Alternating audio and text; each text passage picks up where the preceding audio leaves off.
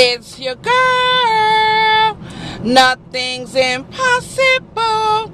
77 straight out of Brooklyn. We just got to get straight to the point. Look, there's no messing around here. Now that many of you have committed to working with me and we're going to do this together, we got to get on the ball. So my question to you today, who you rolling with in 2012? Who you rolling with in 2012? You know, many of us are single. Many of us are in relationships. Many of us are going through all kinds of stuff in our relationships. Many folks are seeking, and hoping to find that true person. And let me give you guys a little bit of word of advice this year, okay? Wait for the person. Don't go doing too much saying, okay, I'm going to make myself visible. I'm going to put myself in the way of someone that I'm interested. I'm going to make them see me. I'm going to make them feel me. Just wait. Okay? They have something in a relationship called the honeymoon period. Y'all know what the honeymoon period is, right?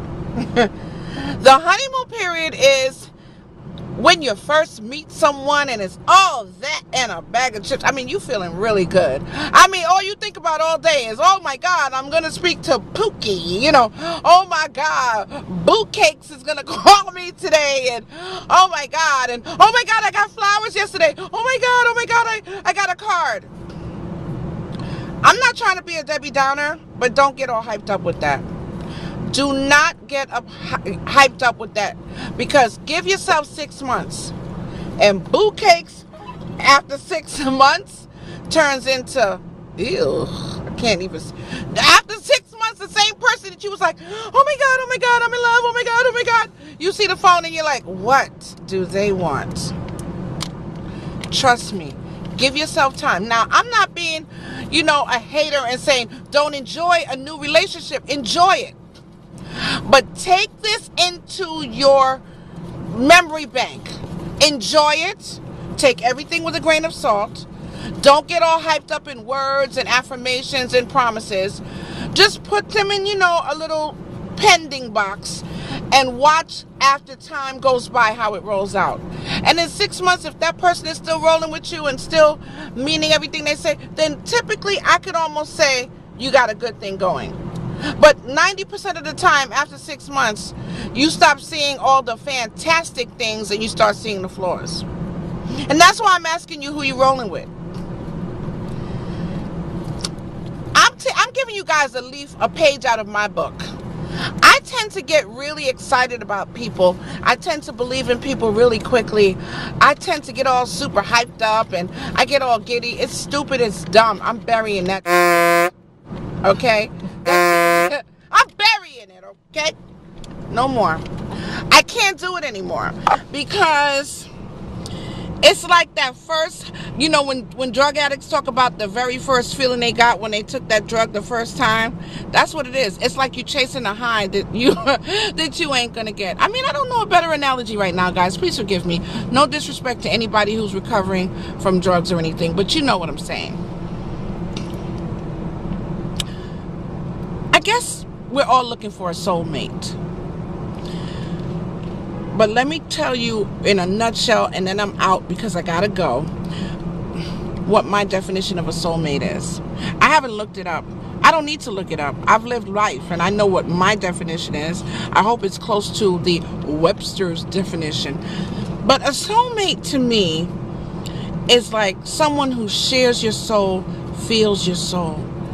It's like the kind of person that if you cut my soulmate, I'm gonna bleed.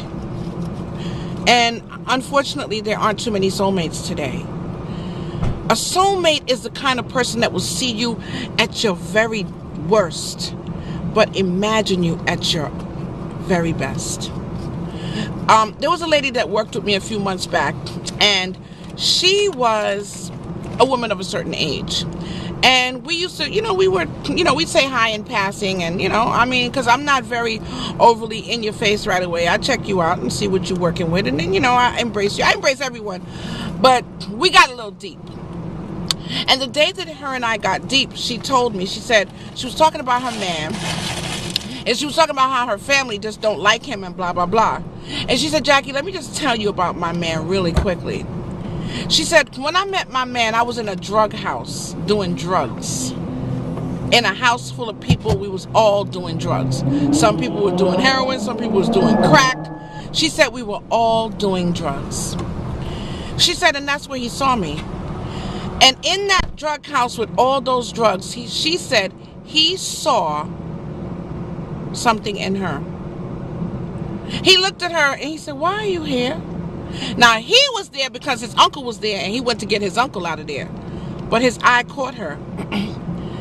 And he went on to come back, and every time he came back to see if she was there, she was there. Finally, he got her out of that drug house. He helped her to go to Narcotics Anonymous. He went to the meetings with her. And he always kept telling her, I see something better in you than you see in yourself. When she told me that story, y'all, I said, that's a soulmate right there. See, a soulmate is someone that will see your inconsistencies and your faults, but they see beyond that. They see the big picture of who you really are and what you really are. Make no mistakes about it, y'all. You can't say the wrong thing to the right person. When God sends that right person to you, you will know. And when that wrong person comes, you will also know. Don't ignore either sign. Because who you're rolling with says a lot about you. If when you talk to someone, all you feel is low self-esteem and all you see is, oh, shut up. Oh, you talk too much. Oh, you're so dumb. Oh, go get your ass together. Go get yourself together. Oh, you need to get it together. Oh, your finances ain't right. Oh, your relationship situation ain't right. Oh, your family ain't right. Run from that person. Run like the road runner. Beep, beep, beep, beep. Run. Because all that person is doing is chiseling away at your self-esteem. We all have faults. See, the person that points the finger at you and tells you all the things that are wrong with you don't realize there's 4 fingers pointing right back at them. But truth be told, if their situation is a little better than yours, they think they're better. Honey, listen to me carefully. Don't believe the hype. I'm going to leave you with this. And I'm going to talk about these things as the year goes on. Oprah Winfrey talked about how she was very desperate and needy and clingy with men. And she was talking to all kinds of men, married men, all kinds, and they was just pooping on her. Oprah. They didn't know who they was pooping on, did they? The guy who created Wendy's, Dave something, oh gosh, I can't remember his name. He was a busboy with cardboard boxes in the bottom of his shoes. And he was a billionaire bussing tables. Can you imagine how many people told him, go get my water, go get my this, and the bosses was treated a billionaire bussing tables. Your circumstances do not determine who you are, and where you are right now doesn't mean that's where you're going to end up.